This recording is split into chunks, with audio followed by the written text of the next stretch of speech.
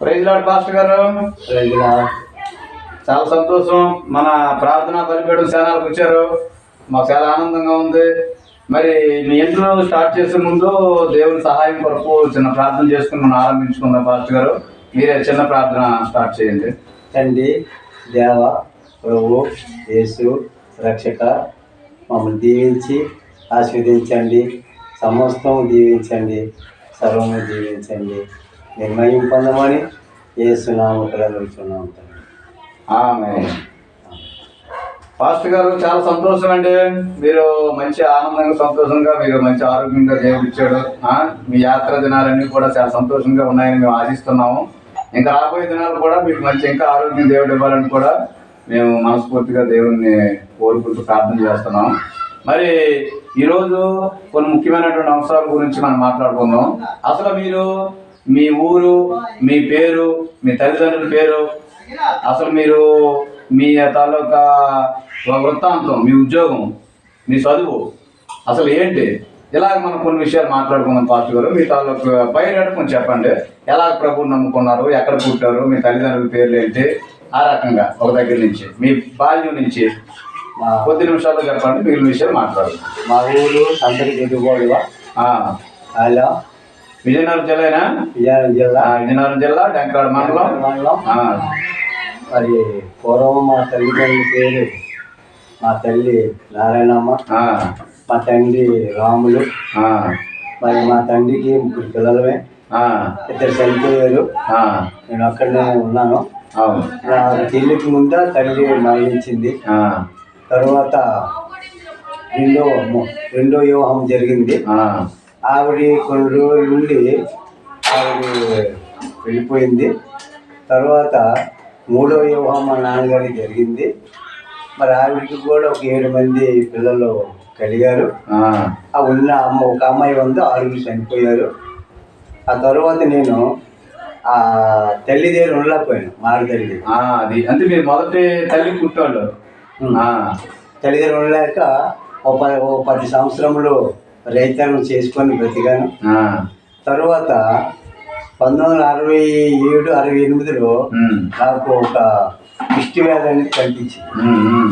ఆ కనిపించడం వల్ల చాలా బాధపడ్డాను. గవర్నమెంట్ హాస్పిటల్కి వెళ్ళాను. వారు చెల్లూరు దగ్గర ఒక లెప్రసీ హాస్పిటల్ ఉంది, వెళ్ళమని చెప్పారు వాళ్ళు. దాన్ని పెట్టి మా నాన్నగారు సలుమూరు ఇర్నాయుడు అని అతన్ని కలుసుకొని, ఆయన కుమారు కూడా లెప్రసీ, అతనికి అడిగి నన్ను అక్కడ జాయిన్ చేశారు. 1970లో జాయిన్ చేశారు. అంటే వ్యాధి నిమిత్తం. అది అక్కడికి వెళ్ళిన తర్వాత ఒక 6 నెలల తర్వాత నాకు దేవుడు బాగు చేశాడు. అయితే దేవుడు ఉన్నాడు, అందరు వెళ్తున్నారు, కానీ నేను మాత్రం చర్చికి వెళ్ళలేదు. అని దగ్గరే హాస్పిటల్ చర్చి కలిసి ఉంటాను, కానీ వెళ్ళలేదు. అని అలాగ ఉంటూ ఉంటూ ఉంటూ వస్తూ వస్తూ అలాగ ఉంటూ చాలా దినములు అయిన తర్వాత నాకు అక్కడ దెయ్యం పట్టుకుంది. దెయ్యం పట్టుకొని రోజు పీడిస్తుండేది. 1 గంట 12 అలాగ వచ్చినప్పుడు ఆ దెయ్యం వచ్చి నన్ను ఏదో భయపెట్టి వెళ్ళిపోతుండేది. అలాగా అక్కడ తిడుతుండేవాడిని మామూలుగా. అప్పుడు కొంతమంది అక్కడ బాలిపూర్ అప్పానని అంతండి రెడ్డిపల్లి గ్రామం, అక్కడ మాకు మేస్త్రి ఆయన. అతను బైబిల్ ఇచ్చి తల దగ్గర పెట్టుకోమని,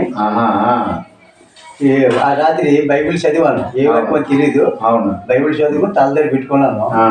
దెయ్యము వచ్చింది. వచ్చినప్పుడు ఒక ఆయన దాన్ని అక్కడ అడ్డుకున్నాను, మార్గంలో అడ్డుకొని అది వెళ్ళిపోయింది. వెళ్ళిపోయిన తర్వాత నేను ఇంకా భయపడ్డాను. ఆవిడ వచ్చి వెళ్ళిపోతే బాగుండు, మళ్ళీ వస్తుందండి. అలా కొన్ని రోజులు అయిన తర్వాత నువ్వు బాగున్నావు ఇంటికి పంపించాను. ఇంటికి పంపిన తర్వాత ఇంటి దగ్గర కూడా భయం వేసింది. భయం వేసి సన్యాసం కథ చూడకంట చదివేవాడిని, చూసి చదివేవాడిని. చూడకంట కూడా రాత్రి అంతా కంటెస్ పెట్టాను భయానికి. ఇది ఇక్కడ వచ్చేది ఏమైనా సన్యాసమైన రక్షిస్తుందేమో. ఆ తర్వాత కొన్ని రోజులు అయిన తర్వాత మళ్ళీ జరగలేదు. హాస్పిటల్కి వెళ్ళాను. హాస్పిటల్కి వెళ్ళిన తర్వాత కొన్ని రోజులు వెళ్ళిపోయి మరి రాకూడదు, బాగున్నావు నువ్వు అని చెప్పి వాళ్ళు మళ్ళీ చేర్చుకోలేరు. చేర్చుకోకపోతే ఆ తర్వాత వైజాగ్ వెళ్ళిపోయాను. వైజాగ్ బ్రతకడానికి వెళ్ళాను. అవును. వెళ్ళి ఒక దగ్గర పని చేసినప్పుడు ఒక 15 రోజుల్లో శాలరీ ఆయన పట్టుకొని పోయాడు. నేను అప్పుడేమో అడుక్కోవడం మొదలు పెట్టాను. అడుక్కోవడం మార్గం లేదు కదా, అడుక్కొని అలాగే వస్తూ అక్కడ ప్రేమ సముద్రం దాటి చెట్టిపోయాను. అక్కడ కొంతమంది పేషెంట్లు ఉండేవారు. అవును. అది ఉండేవాడు కదా, అది పరిచయం అన్న ఇంటికి వెళ్ళి ఒకటి ఏదో ఒకటి వేసి తిన్నాం.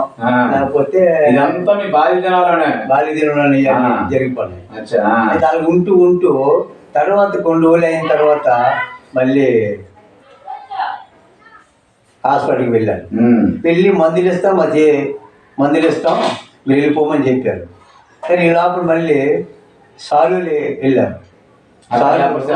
అది రామచంద్రపల్లికి అక్కడ డైరెక్టర్ గారు వెళ్తే వాళ్ళు జాయిన్ చేసుకున్నారు. జాయిన్ చేసుకుని కొన్ని రోజుల తర్వాత 75లో మా ఊరు పెళ్లి నిశ్చయించారు. మీకు మాకు మా అమ్మాళ్ళు తాతలు అవును నిశ్చయించి అప్పుడేమో వాళ్ళు పేడాడ అమ్మాయిని వివాహం చేసుకున్నాం. వివాహం చేసుకున్న తర్వాత హాస్పిటల్ పిలిచారు రామని విచారాన్ని. అంటే పిల్లలు బడికి తీసుకెళ్ళాలి, జట్కా దూరం పడి ఉండాలి. అయితే అలాంటి పిలిస్తే నేను వెళ్ళాను. మరి వెళ్ళినప్పుడు వాళ్ళు రోజుకు 2 రూపాయలు ఇచ్చేవారు. ఆయనకు ఒక 100 ఎంత ఆవిడ ఇచ్చేవారు. అలా కాలక్షేపం జరుగుతూ ఉంది. జరుగుతూ ఉండగా ఆవిడ తల్లిని పోసుకుంది. పోసుకున్న తర్వాత డెలివరీ అయింది. డెలివరీ ఆవిడ సమయంలో ఆవిడ హాస్పిటల్కి తీసుకెళ్ళినప్పుడు మనం ఆపరేషన్ చేశారు. ఆవిడ బాగులేదు. ఆ తర్వాత సాలుకి తీసుకెళ్ళాం, వైజాగ్ తీసుకెళ్ళాం. వైజాగ్లో 3 నెలలు ఉండి ఆవిడ మరణించింది. ఆవిడ బతికున్నప్పుడు బేబీ కడుపులో చనిపోయింది. తర్వాత పాపను పెంచుకున్నాం. పాపను పెంచుకున్న తర్వాత ఆ పాప చనిపోయింది. కడుపులో బేబీ చనిపోయింది. తర్వాత ఏమో పాప చనిపోయింది. ఈవిడ కూడా చనిపోయింది. మళ్ళీ అలాగా ఉంటూ నేను కొద్దిగా బాధపడుతూ అలా బతాను ఉంటూ. సరేలే అప్పుడు చిన్నప్పుడు అమ్మని కోల్పోయాను. తర్వాత ఎప్పుడు కష్టాలు ఏం వదలలేదు. సరేలే అని ఎవరిని నిందించలేదు. అలాగే వెళ్తూ తర్వాత ఏమో మరి మా పెద్దల ద్వారా రాయగఢ నుంచి ఒక అమ్మాయిని చేసుకోవడం జరిగింది. ఆ 80లో పాప 10 నెలల్లో పుట్టింది. 80లో 81 అలాగా పుట్టిన తర్వాత అప్పుడు మేము దేవుడిని నమ్ముకోవడానికి ప్రారంభించాం. దేవుని నమ్ముకోవడం కారణం అసలు ఏ ఇన్సిడెంట్ అయింది మీ జీవితంలో? అందరూ నాతో ఉన్న వాళ్ళందరూ ప్రార్థనకి వెళ్తారు. ఈ దెయ్యం భయం ఉండిపోయింది. మరి సన్యాసం కాదు చదివారు కదా మీరు? చదివంగానే లాభం వదలలేదు. అప్పుడు వదలలేదు, అయినా వస్తుండేది. ఆ భయానికి అందరు పెద్దలు వస్తున్నారు. పెద్దలు ధరలు అమెరికా నుంచి వస్తున్నారు. మంచి బట్టలు వేస్తున్నారు. తర్వాత అంత గొప్ప లేచిపోయి అనుకున్నప్పుడు నాలంటూ నిలితే తప్పేముంది అయినాక ఆశ కొద్దిగా అంతకుముందు కూడా మీకు ఏమైనా భక్తి ఉండేదా ఎక్కువగా? ఏదైనా అంటే లోకంలో దేవుడు విగ్రహాలు అంటే రాముడు కృష్ణుడు వీళ్ళు ఈ రకంగా వెళ్తుండే వరకు మీకు భక్తి లేదు. భక్తి లేదు, ఎప్పుడు లేదు పెద్ద భక్తి లేదు. కానీ కాకపోతే మా ఊరితో వెళ్ళడం, అది ఆచారం చేయటమే కానీ అదే కంట్రోల్ కానీ లేదు. కానీ మనసు పెళ్ళి అయిన తర్వాత మనసు లాగింది. అప్పుడు కొద్ది మా భార్య నేను అలాగా వెళ్తాను. అప్పుడు డాక్టర్ గారు ఏం చేశారంటే సూపరింటెండెంట్ గారు మందిరం తొట్టడానికి మా భార్యకి అప్పు కింద పెట్టారు. తొట్టడం కడగడం. అప్పుడు నెలకి 20 రూపాయలు ఇచ్చేవాడు. అలాగే ఇస్తూ ఎప్పుడైతే మందిరంలో ఆ పని చేస్తానో నాకు కూడా మనసు లాగింది. మనసు లాగుతుంటే వెళ్తే మంచిది కదా అనుకుంటే అసలు అలాగే వెళ్తూ పేషెంట్లు వెళ్తున్నారు, పిల్లలు వెళ్తున్నారు, గొప్పలు అందరూ వెళ్తున్నారు. వాళ్ళు పాట పాడుతున్నారు, వాయిద్యం చదువుతున్నారు, తర్వాత ప్రార్థన చేస్తున్నారు, ఆదివారం ఆరాధన జరుగుతుంది. ఇవన్నీ జరగటం వల్ల మనసు కొద్దిగా అలాగా అటు లాగింది. లాగిన తర్వాత నాకన్నా ముందు మా నాన్నగారిని నమ్ముకున్నారు. మా నాన్నగారు మా నాన్న పేరు రాముడు వారు పట్టుకోరట. మా నాన్నకి పట్టుకొని ఊగోడట. నాకు తెలీదు. ఊగుతూ ఆ తర్వాత ఆయన ఒంటికి ఏదో పెద్ద కాయలు కంతులు వచ్చినప్పుడు బియ్యం రాజుగారు అని అన్న చుట్టూ మీద ఉంటారు. అప్పుడు ఈ గుంటూరులో ఉండేవారు ఆయన. అయితే ఆయన వచ్చి ప్రార్థన చేసి నూనె ఇచ్చి వెళ్ళినప్పుడు ఆ కాయలు తగ్గిపోయాయి. తగ్గిపోతే అక్కడి నుంచి మన డబ్బులు చేసి వెనకాల మా నాన్నగారు వచ్చేవారు. అప్పుడు వస్తూ ఉండగా నాకన్నా ముందు అయినా బాప్తిజం పొందుకోవాలి, చాలా సంతోషం.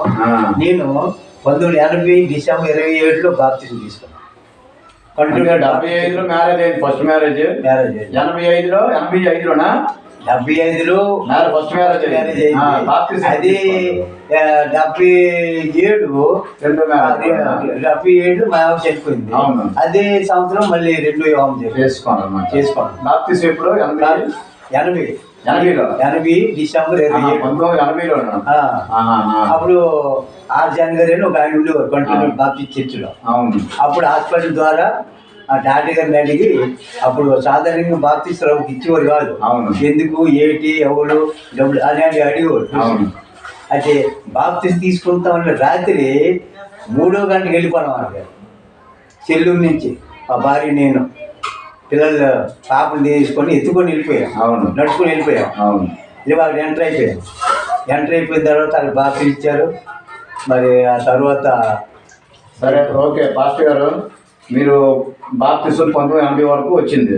80లో తీసుకున్నారు. తర్వాత మీరు అక్కడి నుంచి దేవుడు నమ్ముకుంటూ ఉన్నారు. అయితే మరి మీకు ఉద్యోగం ఏ టైంలో వచ్చింది?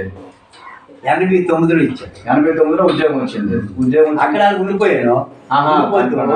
అక్కడే ఉండిపోతే డాక్టర్ గారు వీళ్ళంతా ఆలోచన చేసి, ఈయన మన దగ్గర ఉంటున్నాడు చాలా రోజుల నుంచి, ఆయనకి ఏదైనా ఒక మార్గం తెరవాలి అని అనుకొని వీళ్ళేమో ఆలోచన చేసి నాకేమో ఆ జటకా బండి తోలుకుంటూ పిల్లలు బడికి తీసుకెళ్తూ వాళ్ళకి అన్ని సౌకర్యం చేసుకుంటూ వస్తూ అప్పుడు 89 ఫిబ్రవరి 2వ తారీఖు నాకు పర్మనెంట్ చేశారు. పర్మనెంట్ చేసిన తర్వాత ఇల్లు మరి క్వార్టర్స్ మంచి అంటే అన్నీ ఇచ్చారు. పిల్లలకి డబ్బులు ఇవ్వటం, ఇల్లు ఇవ్వడం, మందులు మంచి బిల్లు అవి రావటం, ఇవన్నీ మనకి ఇవ్వటం అన్నీ జరిగినాయి. అక్కడి నుంచి అలా ఉంటూ నేను బైబిల్ చదవడం నేర్చాను. బైబిల్ చదవడం నేర్చుకుంటూ ప్రార్థన చేయడం మొదలుపెట్టాను. ప్రార్థన చేయడం మొదలెట్టినప్పుడు ఆ డాక్టర్ గారు స్టాఫ్ అందరూ ఆలోచించి నా పేరు చీకటి, ఊళ్ళో పెట్టిన పేరు అక్కడ యేసుదాస్ అని పేరు పెట్టారు. ఒక పాస్టమ్మ గారు హైదరాబాద్ నుంచి ఒక ఆవిడ వచ్చింది హాస్పిటల్కి. ఆవిడ పేరు పెట్టి ఆవిడ వెళ్ళిపోయింది. అక్కడి నుంచి యేసుదాస్ అని పేరు మనకి అయితే అలా ఉంటూ 83లో బాబు పుట్టాడు. 81లో పాప పుట్టింది. బాబు మంచిగా చదువుకొని పిల్లలిద్దరిని బాగా నడిపించుకుంటున్నాం. 92 వచ్చేసరికి డాడీ గారు ఏమనంటే మీరు బైబిల్ ట్రైనింగ్కి వెళ్ళాలని చెప్పారు. బైబిల్ ట్రైనింగ్కి వెళ్ళాలని చెప్పినప్పుడు విజయవాడ ఆత్మకూరు దగ్గర వెళ్ళి 2 రోజులు అవ్వలేదు కానీ ఒక 1 నెల రోజులు ఒక మంచి సబ్జెక్ట్ నేర్చుకొని సంవత్సరం సరిపోగా మెటీరియల్ వాళ్ళు ఇచ్చి దాన్ని చదువుకొని పూర్తి చేయమని చెప్పారు. అక్కడ వెళ్ళి బైబిల్ ట్రైనింగ్ వచ్చిన తర్వాత చెల్లూరులో సేవ మొదలు పెట్టారు. అంటే ఉద్యోగం అక్కడే కదా మీరు? అక్కడ ఉద్యోగం అక్కడ ఉద్యోగం సేవ రెండు. అంటే సంఘం ఏర్పడిందా మీకు? అక్కడ 10 మంది ఉండేవారు. అక్కడేమో అప్పుడు ఎన్టీ సంఘానికి దాన్ని అప్పచెప్పారు. మీరు హ్యాండ్ ఓవర్ చేశారు. ఎందుకంటే నాకు 2002లో పాలపురం ట్రాన్స్ఫర్ చేశాను. పాలపురం ట్రాన్స్ఫర్ చేసినప్పుడు అప్పుడు సంఘాన్ని జీవన్ జ్యోతి గారికి అప్పగిద్ద పెట్టి అప్పుడు నేను పాలపురం వెళ్ళటం జరిగింది. పాలపురం వెళ్ళిన తర్వాత ఆవిడ మరి పుర్లి అని హాస్పిటల్ ట్రాన్స్ఫర్ చేశారు నాకు. నేను వెళ్ళండి ఎప్పుడైనా ఉద్యోగాన్ని సేవ చేయాలని అనుకుంటున్నానని చెప్పి 2003లో హాస్పిటల్ మూతేశారు. మూతేసినప్పుడు నేను కూడా ఆవిడ ఎక్కడికైనా వెళ్తామని అడిగింది. మరి ఎందుకంటే ఇక్కడ ఇంటికి వెళ్ళిపోతాను, మరి అక్కడికి వెళ్దాం అని చెప్పేసి అక్కడే వాలంటీర్ పెట్టి అక్కడికి రావడం జరిగింది. కొన్ని రోజులు ఇక్కడ మరి జంకాడలో ఇల్లు తీసుకొని ఉండటం జరిగింది. ఎక్కడైనా శుభవార్త మాత్రం ఆగలేదు. అయితే మీ ధ్యేయం అసలు మీ లక్ష్యం అసలు ఏమనుకుంటారు? అసలు మీరు ఫాస్ట్ గా ట్రైనింగ్ అయ్యారు 2002లో 92లో ట్రైనింగ్ అయిపోయారు. ట్రైనింగ్ అయిపోయిన తర్వాత ఉద్యోగం సేవ 2 చేస్తారు. పౌల్ లాగా టెంటపరిసేరి లాగా. మంచిదే. మరి మీ జీవితంలో ఒక లక్ష్యం ఉంటుంది, నేను నా యాత్ర ముగించినంత వరకు కూడా నేను సువార్థికుడిగా ఉండాలా, పరిచర్య చేయాలా, సేవకుడిగా ఉండాలా, ఏంటి మీరు నిర్ణయించుకున్నారు? సేవ చేయాలనుకున్నాను. సేవ చేయాలనుకోని సేవలోనే కొనసాగించాలనుకుంటూ వచ్చాను. వచ్చి అప్పుడు ఇక్కడ రాయవలస నరసాలం మండలం రాయవలస. ఎన్నో సంవత్సరం వచ్చారు రాయవలస? 2000 మా బాబు ట్రైనింగ్ ఎప్పుడు అయ్యాడు. అతను 2005 వచ్చారు. వచ్చిన తర్వాత అక్కడ ఒక 40 మంది వరకు. అవును, రణస్థలం పక్కన రాయవలస. అవును, అది అన్ని మళ్ళీ ఇంకోటికి ఇచ్చిపెట్టాం. అవును, మరి అంటే దూరంగా తర్వాత అతపాకులో ఒక 3 సేవకుల ద్వారా అక్కడికి వెళ్ళడం జరిగింది. అక్కడ 10 మందితో పెట్టి ఇప్పుడు దగ్గర ఒక 20, 30, 40 సంపాదించారు. సిద్ధపరిచాం. కానీ బాబు ఏమో 2020లో మరి మా ఊర్లో మందిరం కట్టడం జరిగింది. కరోనా టైం అప్పుడు. అవును, అది జరిగిన తర్వాత నేను ఇక్కడ, ఆయన అక్కడ చూసుకుంటూ కొనసాగుతూ ఉన్నాం. ఎంతవరకు బాగానే ఉంది పాస్టర్ గారు. మీ జీవితంలో అయితే మీ జీవిత సాక్ష్యం అసలు మీరు ఆ దెయ్యం పట్టడం, హాస్పిటల్లో వాక్యం వినటం, ఆ రకంగా మీరు దేవుడి దగ్గర రావడం జరిగింది. జబ్బు రావటం, మీకు అదే మెయిన్ వ్యాధి రావటం, చాలా మంది బాగుపడి వెళ్ళిపోతున్నారు. అవును, అసలు యాక్చువల్ గా పుష్టి వ్యాధికి మందులు లేవు, దేవుడే మందు. అది వేసిన తాత్కాలిక మందులే. ఈ రోజు కూడా ప్రపంచంలో ఎక్కడ పుష్టి వ్యాధికి మందులు లేవు, ఇప్పటికి లేవు. బాగు చేస్తే దేవుడు బాగు చేయాలా, అంతే అంతే, మరి ఇంకోటి లేదు. కాకపోతే వాళ్ళు ఏంటంటే సమాజంలో ఏమనుకో, సమాజం నుంచి దూరంగా ఉంటారు కాబట్టి వాళ్ళకి ఏదో కొన్ని మందులు ఇస్తుంది గవర్నమెంట్, పోషిస్తుంది, అంతే తప్ప మీరు బాగు చేసి దేవుడే, మిమ్మల్ని దేవుడే బాగు చేసినా. నేను 70 ఏళ్ళు హాస్పిటల్కి వెళ్ళకపోతే అవును నా కాళ్ళు 2 పుళ్ళు మానవు, స్వచ్ఛపడిపోయి అక్కడికి వెళ్ళి అవును ఆయన చెప్పిన మాటలు విని మరి అప్పటి నుంచి ఈ రోజు వరకు దాని లక్షణాలు ఏం కనిపించలేదు.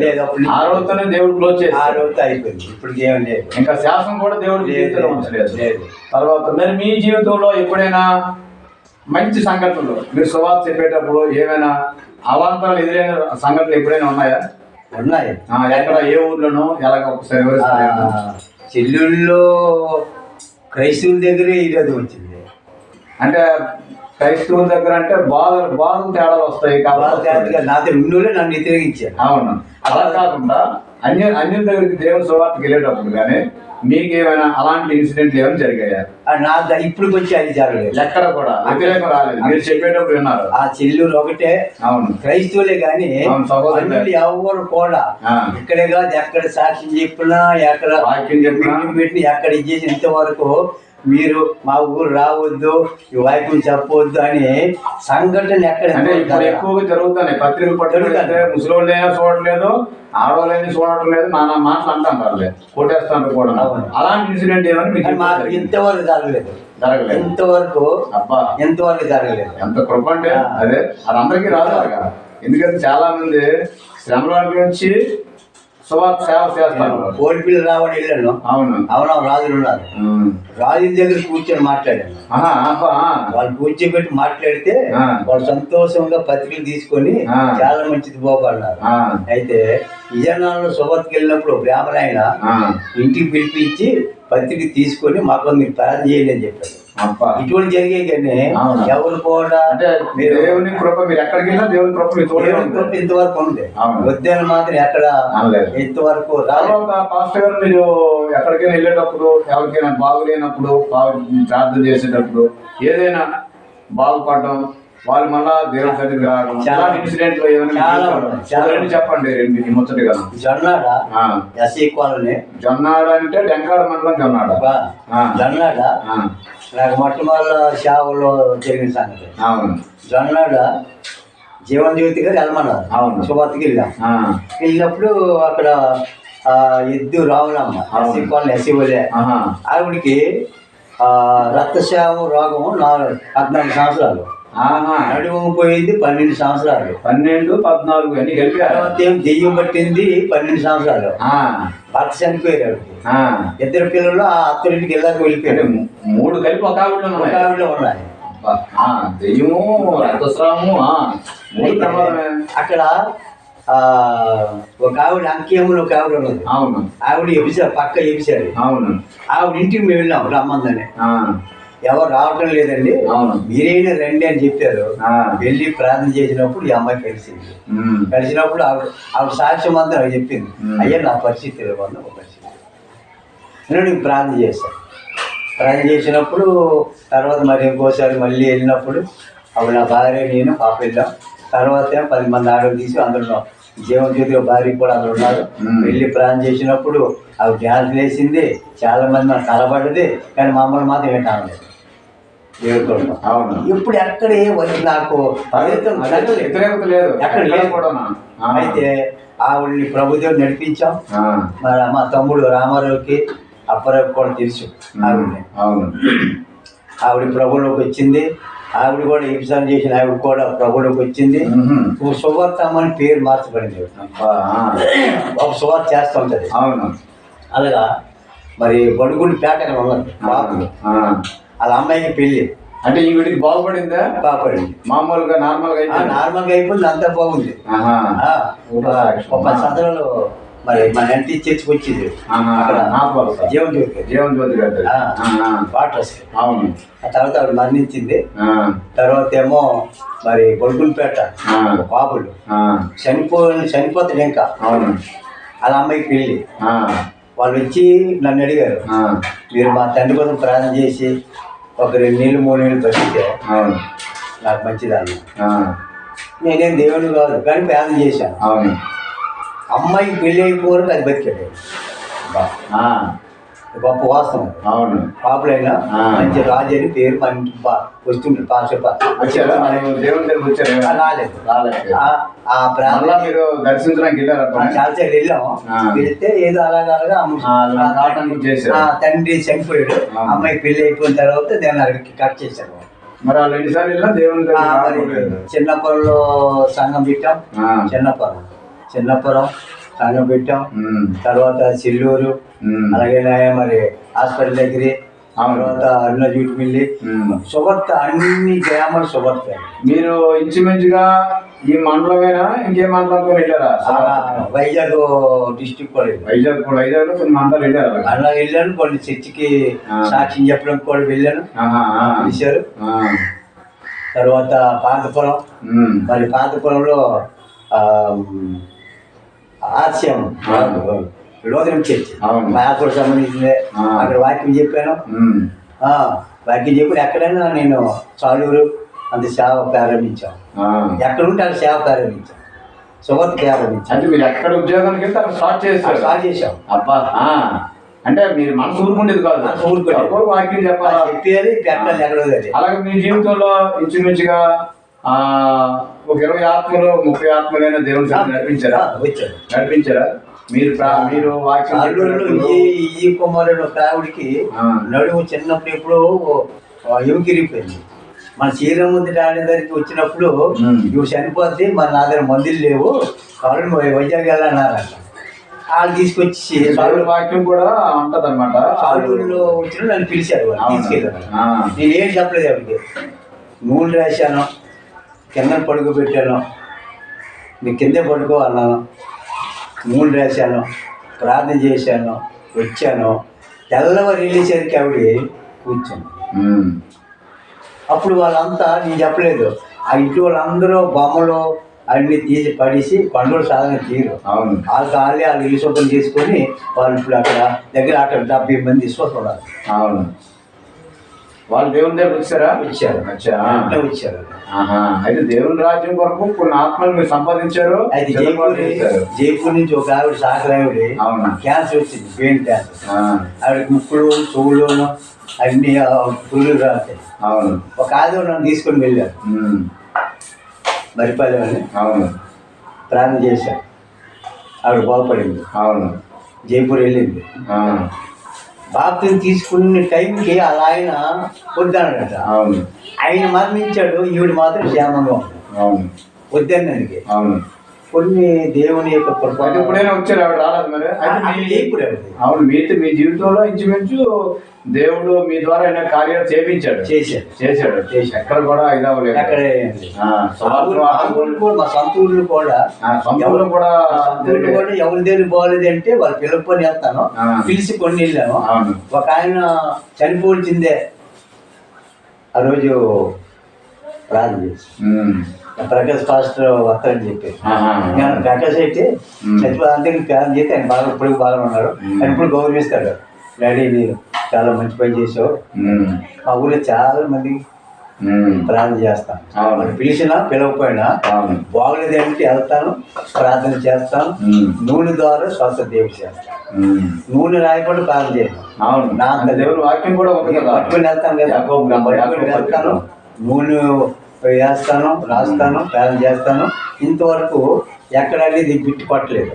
మరి అంత బాగుంది పాస్టర్ గారు. మరి మీ బిడ్డల చదువుల గురించి కానీ, మరి ఇప్పుడు సేవలో ఉంటే మీ బిడ్డల చదువుల గురించి, క్షేమం గురించి ఆలోచన చేశారా? ఆలోచన అంటే పిల్లలు మామూలుగా అక్కడి చదువుకెళ్ళి కాబట్టి పెద్దగా నాకు ఈ సేవ ఎక్కువగా పిల్లలు చదివించుకోవాలా, డాక్టర్లు అయిపోవాలా, ఏది అయిపోవాలంటే నా ఉద్దేశం లేదు. కుమారుడు మాత్రం దేవుని సమర్పించాను. దేవుడు నేను 5 చదివాను, అందుకని పెద్ద చదువు లేదు. కుమారుడు చదివితే మంచి సేవకులు చేయాలి అని ఆశ కలిగి ఉన్నాను. మరి ఆయన డిగ్రీ వరకు చేశాడు. మరి సేవ ఆయన ఉద్యోగం కూడా వచ్చింది, ఉద్యోగం కట్ చేసాం. ఆయన మరి ట్రైనింగ్ అయ్యారు, సేవ చేస్తాం. అయితే అంత బాగుంది పాస్టర్ గారు, మీ సేవ, మీ పరిచర్య అంత బాగుంది. ఇప్పుడు ప్రజెంట్ కూడా పరిచర్యలోనే కొనసాగుతాను. ఇంకా మీ యాత్ర దినాలు అంతా కూడా పరిచర్య ముగిస్తారు, వెళ్ళిపోవాలని అదే మీ ఆశ. మరి ఇంకేం కోరిక? దేవుడిని మీరు అడిగే కోరిక అసలు ఏంటి అసలు? ఒకరు దేవుడు మీతో మాట్లాడే దినాలు నేను ప్రార్థన చేసే ఉద్దేశం ప్రార్థన చేసిన ప్రభా నన్ను బాగు చేసేవాడు. నేను ఎవరి దగ్గరికి వెళ్ళి ప్రార్థన చేస్తానో వారు అందరూ బాగుపడిపోవాలి. వాళ్ళు బాగుపడాలి, నాలాగా బాగుపడిపోవాలి. ఏ వ్యాధి అయినా వాళ్ళు బాగుపడాలి, స్వస్థత దయచేయండి. అంతవరకు అదే అడిగారు. దేవుడు ఇస్తా అంతే. ఆ తర్వాత పాస్టర్ గారు, మీరు ఎప్పుడైనా మరి దేవుడు మిమ్మల్ని దర్శించేటువంటి దినాలు అంటే ఒక దర్శనం ద్వారా కానీ, వాక్యం ద్వారా కానీ ఏమైనా తాకినట్టు ఏమైనా ఉన్నాయా? చాలా దేవుడు నాతో మాట్లాడారు. అసలు చాలా మంది క్రైస్తవులు కూడా దేవుడు మాట్లాడి నమ్ముతాను కదా అనేస్తాను. మన ఆయన దేవుడు అన్ని జనాలు వెళ్ళగా నమ్మరు, తెలియదానికి. హాస్పిటల్ దెయ్యం వస్తుంది. అవును. రాత్రి 1 గంటకి నేను పడుకున్నా. నాకు 2 మంది కాపలు ఇచ్చారు. అవును. దెయ్యం వస్తుంది, ఆయన పడుకో భయపడతాను.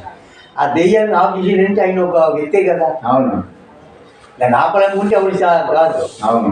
మరి నమ్మిన దేవుడు గొప్పడు కదా. అవును. అప్పుడు దేవుడు నమ్మలేదు. బైబిల్ చదివాను, తన దగ్గర పెట్టుకున్నాను బైబిల్. అవును. ఒక విశ్వాసంతో అక్కడ ఆ వ్యక్తి వచ్చి దాన్ని ఆఫ్ చేసి వెళ్ళమంటే ఆవిడ వెనక్కి వెళ్ళింది. అది దేవుని కృపే కదా. ఏదైనా దేవుడికి మీరు కావాలి. మెయిన్ అది అసలు మొదటి నుంచి ఆయన ప్లాన్ మీ మీద ఉంది. అందుకే లేకపోతే నన్ను ఎప్పుడు ప్లాన్ చేస్తా ప్రభు, నాకు ఒక మంచి వ్యాధిని ఇచ్చావు, ఆ వ్యాధి గురించి అక్కడికి వెళ్ళాను, నువ్వు నాకు దొరికావు, లేకపోతే నేమైపోతున్నావు. ఇప్పటికీ తల నుంచి ప్రార్థన చేస్తాను, ప్రతిరోజు ప్రార్థన చేస్తాను ప్రభు, నన్ను నువ్వు బాగు చేసావు. సరే పాస్టర్ గారు, చాలా సమయం బాగా ఎంట్రీ చేశారు, ఎంట్రీ ఇచ్చారు. మరి లాస్ట్లో కొన్ని మాట్లాడుతాను మిమ్మల్ని. మరి మీరు కడ వరకు ఉంటారా? దేవుని వరకు కడ వరకు. మరి దాంట్లో రాజీ లేదు. ఒకవేళ కరువు కాటం వచ్చిందని, ఇంట్లో ఇబ్బంది కలుగుతాయని, కరువు వచ్చిందని, కుమారుడు చూడలేదు, కుమారుడు చూడలేదని, అదే చూడకూడదని నా ఉద్దేశం కాదు. ఒకవేళ అప్పుడు దేవుడి మీద ఆధారపడి ఉండగలరా? దేవుడే అమ్మగారు మీరున్నా ఆ విషయం లేదు, దాంట్లో లేదు. అవసరమైతే ఆయన కూడా అలాగా ముందుకోతారు. ఇంటి లేకపోయినా ఎవరు ఎట్లా ఎట్లా పోయినా దేవుడి కృపల్లో కుమారుడు బాగా వస్తాడు. అవునవును. పాడు బాగా వస్తుంది. కుమార్తె పోయిన కొద్ది ఇస్తాను తప్ప మరి మా పిల్లలు బాగుపడడం ప్రయాణం చేస్తాం. చాలా సంతోషం అండి. చిల్లంగోళ్ళు మారారు, బోర్త మధ్యలు మారారు. అవునండి, మర్చిపోయాను. అలాంటి వాళ్ళకి ఎవరైనా మీరు సాక్షి వాక్యం చెప్పారా? చాలా మంది చెప్పారు. చిల్లంగోళ్ళకి, సాధువులతో మాట్లాడారు, సాధువులతో మాట్లాడారు. అలాంటి వాళ్ళకి వాక్యం చెప్పారా? వాళ్ళు అంగీకరించారు. భద్రాచలం నుంచి ఒక సాధువు వచ్చాడు. వచ్చింది మా ఇంటి దగ్గరికి వచ్చాడు, కూర్చున్నాడు. నేను బైబిల్ చదువుతున్నాను. ఆ రోజు చాలా జరిగింది. అతను వచ్చి నాకు శిలంగా పెడతానంట. అది నాకు ఆయనకి అవలేదు. ఒంటిగంట దాకా ఉన్నాడు. అది నేను ఏడు బాబు అంటే మాది భద్రశాలం అండి. మనుషుల్ని చంపి రక్తం కుంకుమ కలిపి ఎండబెట్టి దాన్ని తీసుకొచ్చి మనుషులకి చేస్తాం చెప్పాడు. అలా చేస్తా. అప్పుడు వాళ్ళు మాకు చూసి మాకు ఏదో భయపడి డబ్బులు ఇస్తారు, దానివల్ల మేము జీవిస్తూ ఉన్నాం. అప్పుడు నేను అన్నాను, దేవుడు హృదయ రహస్యం కలి దేవుడు అవును అని చెప్పాను. అయితే బైబిల్లో ఉంది, నువ్వేడు చేస్తానో నాకు తెలిసిన బైబిల్లో ఉంది. రాజు కూర్చోరు అక్కడ. ఇప్పుడు నువ్వేడు చేస్తానో మీ ఆవిడ తెలీదు. అవును. మీ ఆవిడ ఇంటి దగ్గర ఏడు చేస్తానో నీకు తెలుసా? తెలీదు. నేను చెప్పాను అక్కడ, మీ భార్య ఎవరితో మాట్లాడుతుంది, నాకు ఏడు చేస్తుంది నీకు తెలుసా? తెలీదు. అప్పుడు చెప్పాడు, అయ్యా మాకు ప్రయాణం చేయండి, ఒక బైబిల్ ఇచ్చాను, పాత నిబంధన. సాధువులకి కూడా మీరు వాక్యం చెప్పారు, శిలంగులకి వాక్యం చెప్పారు. అయితే ఆ సాధువుకి చెప్పిన తర్వాత బైబిల్ ఇచ్చాను. వెంటనే అన్నాడు, ఇప్పుడు వెళ్ళిపోతాను మా ఊరు అన్నాడు. ఆ వెళ్ళిపోయిన తర్వాత కొన్ని రోజులు అయితే మళ్ళీ మామూలుగా వచ్చాడు. మళ్ళీ మా ఇంటికి వచ్చాడు సార్, చెల్లూరులో ఒక నాయుడు ఇంట్లో అతుకున్నాం. అవును. వచ్చినప్పుడు వచ్చి కలిసి, అయ్యా మీకు చెప్పినట్టు వెళ్ళా, నాకు ఇష్టమే దేవుడు అంతే, కానీ బ్రతుకు తెరువు కోసమే ఈ ఇలా చేయవలసి వస్తుందంటే అని చిరాకదు. వాళ్ళే దేవుడు నేను దీవించిన కాక అని చెప్పాను. కాబట్టి ఇంటి కొట్టి చాలా ఉన్నాయి. మరి మాకంటే పేదవాళ్ళు ఉన్నారు, ఎంతమంది కృష్ణుడు పోయి ప్రార్థన చేసాం. మరి స్టాఫ్ చాలా మంది ప్రార్థన చేసుకుంటారు. ఒరే అన్న వాళ్ళు తర్వాత పాస్టర్ గారు అన్న మొదలు పెట్టారు. కాబట్టి మామూలు ఒరే అంటారు. బైబిల్ డే అయిన తర్వాత అక్కడ ఏంటంటే పాస్టర్ గారు అండి పొంది ఇలాగా అన్నట్టుగా కొద్దిగా మరి అలాగా చాలా బాగా చెప్పారంటే పాస్టర్ గారు. మీ జీవితంలో మరి ఏవైనా మలుపురాని విషయాలు ఏమైనా ఉన్నాయా? అంటే దేవుని కొరకు ఎప్పుడైనా గుర్తించుకుంటాం. 40 సంవత్సరాలు, 80 నుంచి 45 సంవత్సరాలు అయింది మీరు ప్రభువు నమ్ముకుని బాప్తిజం తీసుకొని. ఈ 45 సంవత్సరాల్లో ఎప్పుడు మా దేవుని కొరకు, అంటే లోకం కొరకు నేను అడగట్లేదు, దేవుని నిమిత్తం గొప్ప సంతోషం కలిగినటువంటి ఏమైనా సంఘటనలు జరిగాయా? సంగతులు అంటే మరి ఇప్పుడు అసలు ఈ 2 సంఘటనలు నా జీవితంలో నేను మరవలేను అన్నటువంటివి. దేవుడు అంటే దేవుని వదిలిపెట్టే ప్రసక్తి లేదు. మనకి దేవుడు ప్రార్థన చేస్తే మనకి ఎవరికి ప్రార్థన చేస్తే అక్కడ స్వస్థత దయచేసాడు. అది నా హృదయంలో ఒప్పంగా ఉంది. మీకు అది ఉంది. ఇప్పటికైనా నేను మర్చిపోను. ఒక సందర్భంలో ఆయన బాగలేదు. అందరూ ఏమన్నారు, నువ్వు ప్రార్థన చేసావు ఆయన నడిచాడు అన్నారు.